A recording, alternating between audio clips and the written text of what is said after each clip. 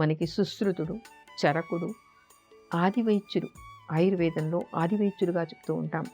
ఆ చరక సంహితలోను సుశ్రిత సంహితలోను కూడా మనకి అనేక అధ్యాయాలే గోమూత్రంతో ఏ విధమైనటువంటి చికిత్స ఎలాంటి వ్యాధులకు చెయ్యాలి అనేటువంటి విషయం కనపడుతోంది.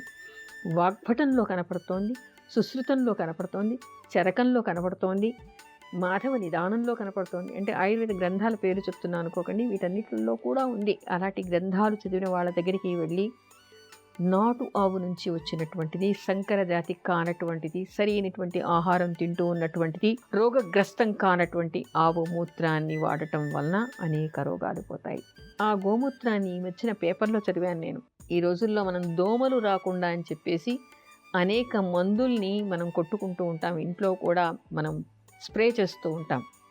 ఆ స్ప్రేయర్లు వాడేటువంటి వాటిలలో ఆ గొట్టాల్లో ఈ గోమూత్రాన్ని పోసి దాన్ని స్ప్రే చేయటం వలన ఇక్కడ మనకి దోమలు రాకుండా, ఈగలు రాకుండా, క్రిమికీటకాలు రాకుండా ఎలా స్ప్రేయర్స్ పనిచేస్తున్నాయో రసాయనాలు, దానికంటే అద్భుతంగా ఇది పనిచేస్తుంది.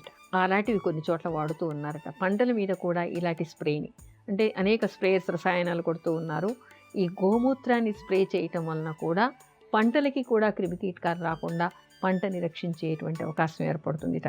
అంటే పశు సంపదని మనం పెంచుకున్నప్పుడు మాత్రమే, వాటిని సరైన రీతిలో పోషించినప్పుడు మాత్రమే ఇవన్నీ మనకి దొరికేటువంటి అవకాశం ఏర్పడుతుంది. చాలామంది అంటూ ఉంటారు, పంట ఆలస్యం అవుతుందండి, పంటలు పండించడం ఆలస్యం అవుతుంది, 1000 ఎకరాలకి ట్రాక్టర్ పనిచేసినట్టు ఎలా పనిచేస్తుందని. పూర్వకాలం కానీ పెళ్లి మంత్రాల్లో కానీ మనకి కనిపించేది ఏమిటంటే పశు సంపద నాకు వృద్ధిగా ఉండాలి అనేటువంటి మంత్రాలు మనకి కనిపిస్తాయి. ఎక్కడ చూసినా మందలుగా మనకి కనిపిస్తూ ఉండేవి. ఇప్పుడు ఊళ్ళకెడుతున్నా కూడా ఒక ఎద్దు కానీ ఒక ఆవు కానీ కనిపించడం లేదు.